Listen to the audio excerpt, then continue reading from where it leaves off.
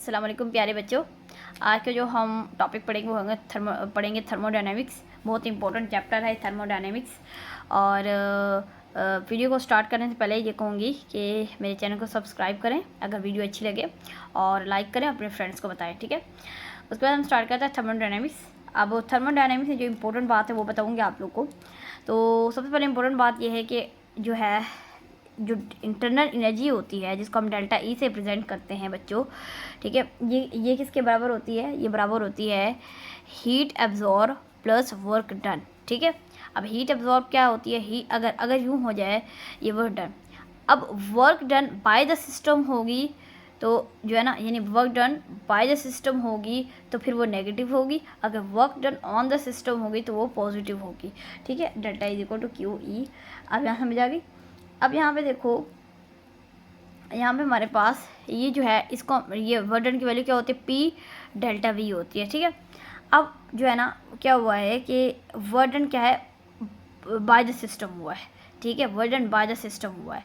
अब जब हम कहते हैं कांस्टेंट वॉल्यूम है, कांस्टेंट वॉल्यूम है, तो उसमें क्या हो जाएगा? फिर जब कांस्टेंट वॉल्यूम होगा तो क्या हो जाएगा? डेल्टा वी क्या हो जाएगा? ज़ीरो हो जाएगा। क्या हो जाएगा? डेल्टा वी ज़ीरो हो जाएगा। अच्छा, ज़ीरो हो जाएगा कांस्टेंट वॉल्यूम, तो जो कांस्टेंट वॉल्यूम है वो ज़ीरो हो जाएगा। अब वर्क डन क्या है? बाय द सिस्टम है, तो जब बाय द सिस्टम के लिए हमने क्या है? नेगेटिव आएगा, ठीक है, नेगेटिव आएगी। तो अब वर्क डन की वैल्यू क्या होती है? P delta V. तो मैं यहाँ पे delta E is equal to Q plus, अब वर्क डन क्योंकि बाय द सिस्टम है तो माइनस पी डेल्टा वी। मैंने आपको बताया जब बाय द सिस्टम होगा तो क्या आप लगाएंगे? माइनस लगाएंगे। P delta V work done का फॉर्मूला है केमिस्ट्री में, ठीक है। अब यहाँ पे माइनस आ जाएगा, Q minus P delta V is equal to delta E, ठीक है। अब क्योंकि हमने कहा है कि कांस्टेंट वॉल्यूम है तो चेंज नहीं हो रहा, आफ्टर वॉल्यूम भी बिफोर वॉल्यूम चेंज नहीं हो रहा, कांस्टेंट है, तो फिर उसके जो चेंज होगा वो क्या हो जाएगा? ज़ीरो हो जाएगा। तो यहाँ पे ज़ीरो जब लिखेंगे तो ये पी भी, ये सारी ज़ीरो वैल्यू आ जाएगी, तो इंटरनल एनर्जी जो है वो क्यू के बराबर हो जाएगी। अब इसका क्या मतलब है कि जब हम हीट सप्लाई करते हैं तो हमारे पास क्या होता है कि ये किसके बराबर? इंटरनल एनर्जी जो है ना, ये किसको सप्लाई इंक्रीज़ करेगी? इंटरनल एनर्जी ऑफ मॉलिक्यूल को इंक्रीज़ करेगी, ठीक है। इंटरनल एनर्जी है क्या? Is the sum of all the forces of attraction, ठीक है, प्रेजेंट इन मॉलिक्यूल्स, ठीक है। तो ये हमारे पास हो जाएगा। अब ये क्यू वी मैं यहाँ पे लगा रही हूँ, क्यू मतलब एट कांस्टेंट वॉल्यूम। अब ये हो गया। उसके बाद हम इंथाल्पी देखते हैं, ठीक है। यहाँ पे मैं इंथाल्पी, अब इंथाल्पी का कॉन्सेप्ट को भी इससे रिलेट करती हूँ। इंथाल्पी क्या है? अच्छा, सबसे पहले हम क्या होते हैं, इंथाल्पी है क्या, मैं आपको थोड़ा सा इसका इंट्रो दे दूँ। जो इंथाल्पी है ये क्या है, ठीक है। इसको हम इंथाल्पी का फार्मूला क्या होता है? इंथाल्पी का फार्मूला होता है एच को हम इंथाल्पी को एच से रिप्रेजेंट करते हैं, ई प्लस वर्क डन, या जिसको हम कहते हैं P delta we, sorry P V, हम डेल्टा बाद में लगाएंगे। जो पी वी है ये क्या? वर्क डन है। ई क्या? Internal energy. So enthalpy is the sum of internal energy plus work done, ठीक है। बाय द सिस्टम भी हो सकता है और ऑन द सिस्टम भी हो सकता है। अब यहाँ पे चेंज इन इंथाल्पी निकालते हैं हम लोग। इंथाल्पी नहीं लगा, हम चेंज इन इंथाल्पी लगाते हैं। To delta H is equal to delta E plus P delta V, सही है। ये हम चेंज इन इंथाल्पी लगाते हैं। अच्छा, अब हम इंथाल्पी किसकी फाइंड कर सकते हैं? अब हम इंथाल्पी जो है, एलिमेंट जो है अपनी अगर फ्री स्टेट में है तो हम उसकी इंथाल्पी ज़ीरो होती है। अब इसका क्या मतलब? इसका मतलब ये है कि लेट्स सपोज क्लोरीन है। क्लोरीन अपनी फ्री स्टेट में कैसे पाया जाता है? गैस के फॉर्म में पाया जाता है। तो Cl2 की अगर हम इंथाल्पी निकालेंगे ना तो ज़ीरो होगी, ठीक है। क्या आएगी? ज़ीरो आएगी, ठीक है। लेकिन अगर क्लोरीन सॉलिड की फॉर्म में है, लिक्विड की फॉर्म में है, तो इसकी इंथाल्पी क्या आएगी? कुछ आएगी, लेकिन ज़ीरो नहीं आएगी। उसके बाद ये अब ये हमारे पास इंथाल्पी का फार्मूला है। अब क्या है कि ये इंथाल्पी का फार्मूला है, ठीक है। अब लेट्स सपोज, अच्छा, अब ये मैंने गलत किया है थोड़ा सा, पी वी है, ठीक है, ऐसे, ये इस तरह नहीं है। अगर यहाँ पे डेल्टा, अब जब मैं इसे खोलूँगी तो delta H is equal to delta E plus P delta V plus V delta P, ये इस तरह खुलेगा। सही, ये थोड़ा गलत किया था, सॉरी। अब कांस्टेंट प्रेशर है, ठीक है, तो इसका मतलब डेल्टा पी ज़ीरो होगा, जैसे हमने वॉल्यूम की बात की थी, डेल्टा वी 0 था जब कॉन्स्टेंट वॉल्यूम था। तो देखो डेल्टा पी ये 0 है, तो इसका मतलब ये वाली वैल्यू ख़त्म हो जाएगी। तो फिर इक्वेशन, ये वाली इक्वेशन जो है ये कैसे लिखी जाएगी, delta H is equal to delta E plus P delta V. सही है, यहाँ तक समझ आ गई।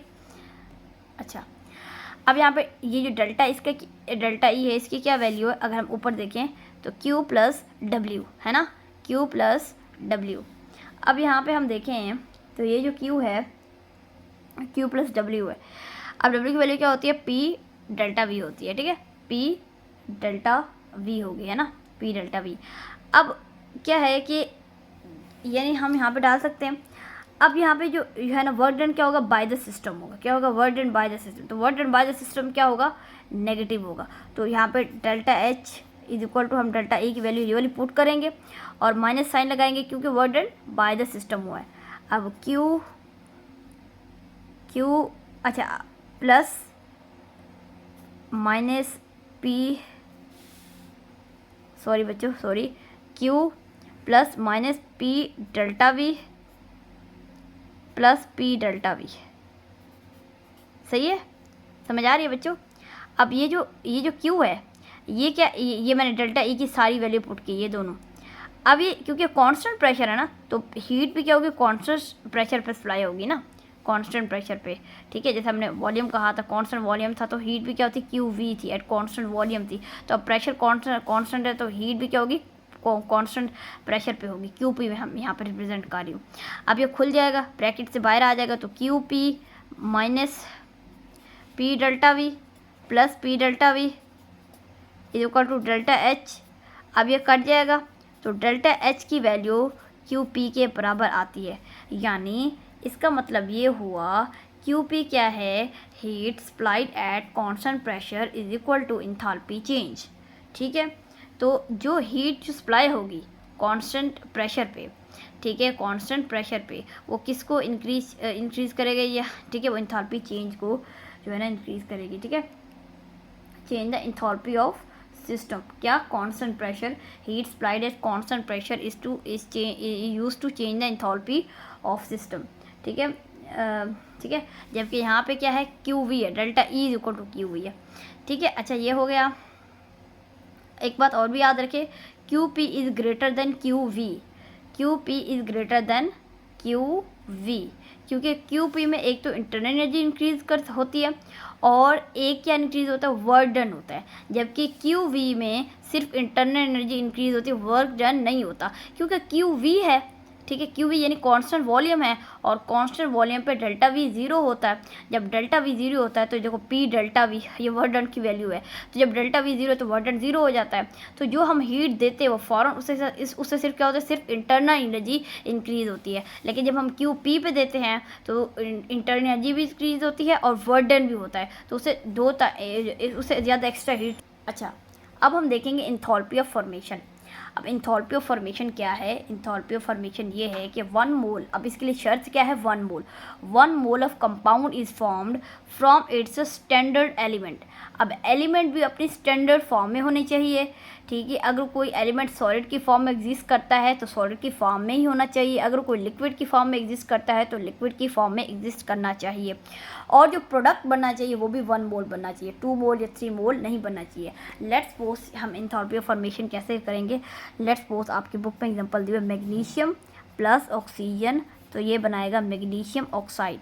ठीक है, अब इसका 1 मोल होना चाहिए। तो इसमें तो ऑक्सीजन अपनी जो है ना ये जो फिजिकल स्टेट में एग्जिस्ट करता है वो गैस की फॉर्म में एग्जिस्ट करता है, आपने इसकी स्टेट लिखनी है। मैग्नीशियम सॉलिड की फॉर्म में एग्जिस्ट करता है और ऑक्सीजन का एक ये O2 है ना, इसका एक एटम है तो हाफ कर देंगे। ठीक है, तो शर्त हो गई इंथैल्पी ऑफ फॉर्मेशन के लिए। क्या शर्त हुई, ये हुई, अच्छा ये कंपाउंड फॉर्म हुआ। ठीक है, शर्त क्या हुई बच्चों, शर्त यही हुई कि 1 mole of compound is formed from it standard element. Standard element क्या होंगे कि जिस स्टेट में वो एग्जिस्ट करते हैं वो स्टेट।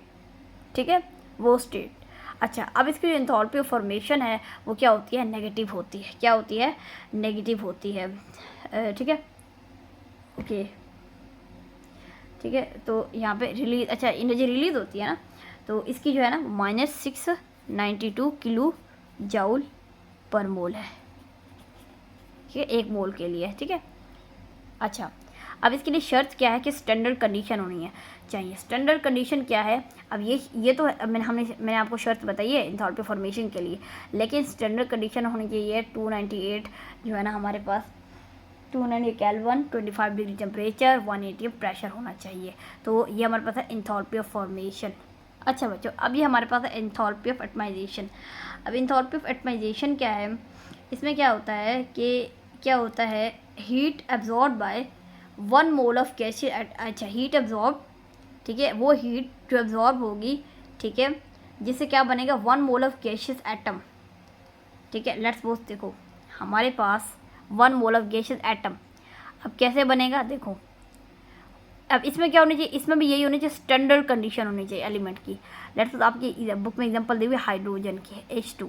अब H2 किस फॉर्म में एग्जिस्ट करता है बच्चों, ये गैस की फॉर्म में। अच्छा, मेरा सवाल ये है कि चेंज इन एंथैल्पी इसकी क्या होगी, ज़ीरो होगी, क्योंकि एलिमेंट अपनी स्टैंडर्ड फॉर्म में हमेशा इनकी जो एंथैल्पी होती है वो ज़ीरो होती है, ठीक है। अगर ये लिक्विड की फॉर्म में होगा या सॉलिड की फॉर्म में होगा तो इसकी एंथैल्पी ज़ीरो नहीं होगी। क्वेश्चन आता है एमडी कैट के बच्चों के लिए, बहुत इंपॉर्टेंट क्वेश्चन है।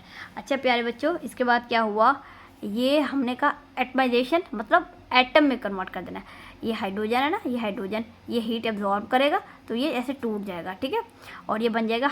अब 1 मोल ऑफ एटम होना चाहिए, ठीक है, 1 मोल ऑफ एटम। इसका मतलब ये हुआ कि यहाँ पे मैं 1/2 लिख लूँगी, क्योंकि मुझे सिर्फ एक एटम चाहिए। याद रख लें कितने, 2 या 3 यहाँ पे आपने नहीं लिखने, यहाँ पे कोई वैल्यू नहीं लिखनी, ठीक है। और ये भी गैस में है तो ये भी गैस में ही होना चाहिए, इसको नहीं है ना सॉलिड में कन्वर्ट कर दो, ठीक है। ये एटमाइजेशन के लिए शर्त है, ठीक है।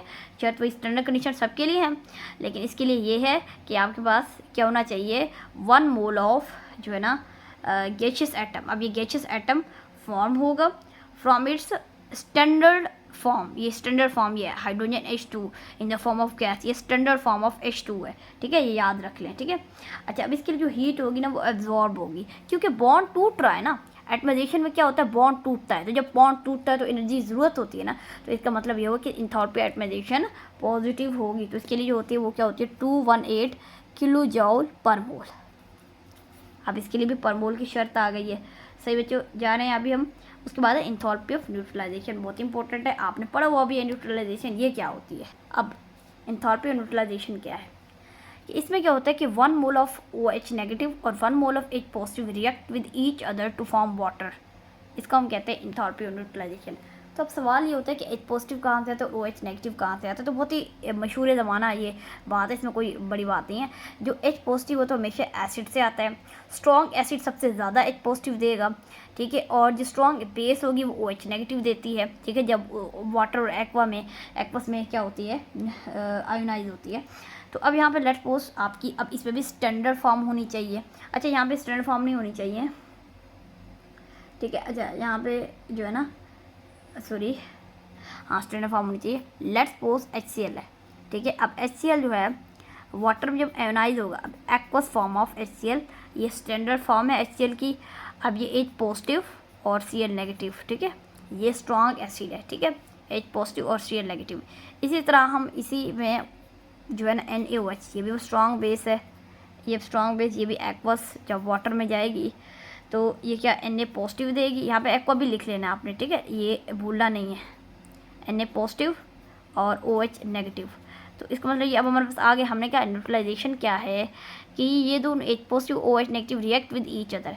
तो यहाँ पे ये देखो H positive OH negative react to form water. अब 1 मोल ऑफ वाटर, ठीक है, अब ये 1 मोल है, 1 मोल है ना, 1 मोल, ठीक है। इसको हम कहते हैं एंथैल्पी ऑफ न्यूट्रलाइजेशन। जो हमारे पास एनर्जी रिलीज होगी उसको हम क्या कहते हैं, enthalpy of neutralization. Enthalpy of neutralization क्या है, हमारे पास एनर्जी जो रिलीज होगी जब 1 mole of H positive 1 mole of OH negative react with each other to form 1 mole of water, ठीक है। अब इसके लिए जो वैल्यू है वो है बुक में लिखी हुई -57, लेकिन बच्चों ठहरो, -57.4 किलो जॉल पर मोल। लेकिन ये उस वक्त होती है जब स्ट्रॉन्ग एसिड और स्ट्रॉन्ग बेस हो। अगर स्ट्रॉन्ग बेस ना हो या स्ट्रॉन्ग एसिड ना हो या दोनों जो है ना वीक हो, तो उस वक्त -57 से कम होती है heat of enthalpy of neutralization. सही है बच्चों, ठीक है, -57 हो गया। उसके बाद है एंथैल्पी ऑफ कंबस्टन, बहुत इंपॉर्टेंट है ये भी, अब इंथैल्पी ऑफ कंबस्टन क्या है, इसमें क्या है कि 1 mole of organic compound is burn in the excess of oxygen, ठीक है। इसको हम क्या कहते हैं, जो उसके रिजल्ट में एनर्जी रिलीज होती है उसको हम कहते हैं enthalpy of combustion. Let suppose we will take the example of alcohol. तो जैसे मैं कहती हूँ C2H5OH, C2H5OH, ये OH किसका फंक्शनल ग्रुप है, अल्कोहल का है OH, ठीक है। अब ये रिएक्ट करेगा ऑक्सीजन, हमने कहा ऑक्सीजन की एक्सेस होनी चाहिए, लेकिन जो ऑर्गेनिक कंपाउंड है वो हमेशा 1 मोल 2 मोल या 3 मोल नहीं होगा, फिर वो इंथैल्पी ऑफ कंबस्टन नहीं होगी प्यारे बच्चों।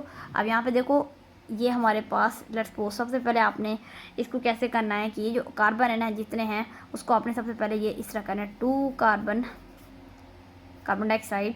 अब यहाँ पे हमारे पास यहाँ पे 6 हैं वाटर हैं, तो 3 H2O कर सकती हूँ ना बच्चों, कर सकती हूँ।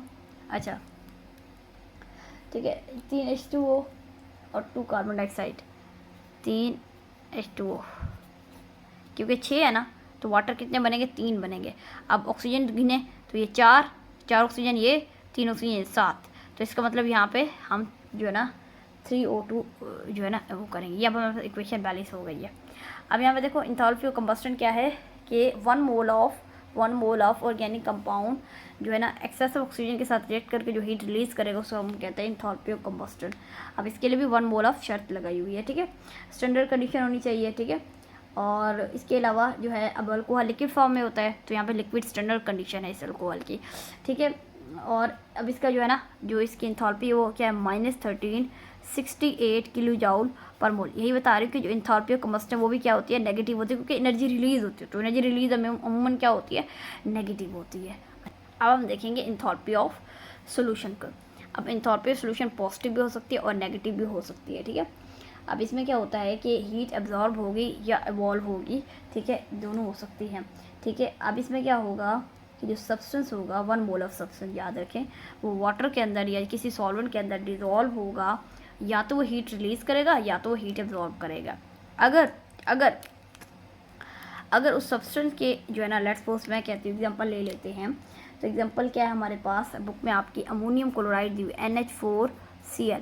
अब इसको जब एक्वस में हम ये करेंगे तो आयोनाइज करेंगे तो ये NH4 बनेगा पॉजिटिव और Cl नेगेटिव, ये सोल्यूशन ऐसा हुआ, ठीक है। अब इसकी जो इसकी सोल्यूशन आई है, ठीक है, वो आई है 16 किलो जूल पर मोल, क्योंकि 1 मोल जो है ना हम कर रहे हैं, ठीक है। इसकी जो सोल्यूशन आई है वो क्या है, इतनी आई है।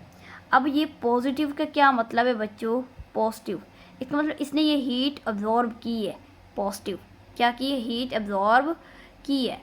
इट मीन दैट जो है ना 16 किलो, इट मीन दैट कि NH4 के दरमियान जो फोर्सेस है वो स्ट्रॉन्ग है, इस वजह से इसने इसे हीट एब्जॉर्ब किया, तो इंथैल्पी ऑफ सॉल्यूशन क्या हुई है, पॉजिटिव हुई है।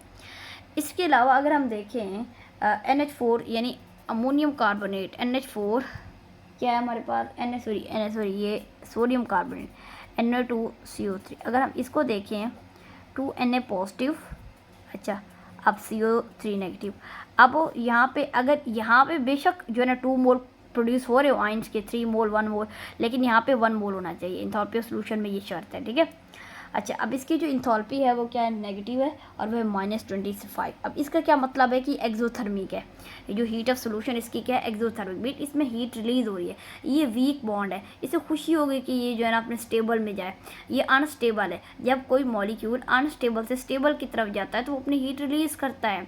स्टेबल क्या होती है, लोअर स्टेट होती है, अनस्टेबल क्या होती है, अपर स्टेट होती है। जब कोई हायर से लोअर की तरफ जंप करता है तो उसे कहता है कि भाई ये हीट ले लो, उससे हीट रिलीज होती है। तो इसलिए आपने देखा होगा कि जो एक्सोथर्मिक रिएक्शन होते हैं उनमें फ्लास्क क्या हो जाती है, ठंडी हो जाती है। क्यों ठंडी हो जाती है, नहीं बल्कि ये बात नहीं है, ठीक है।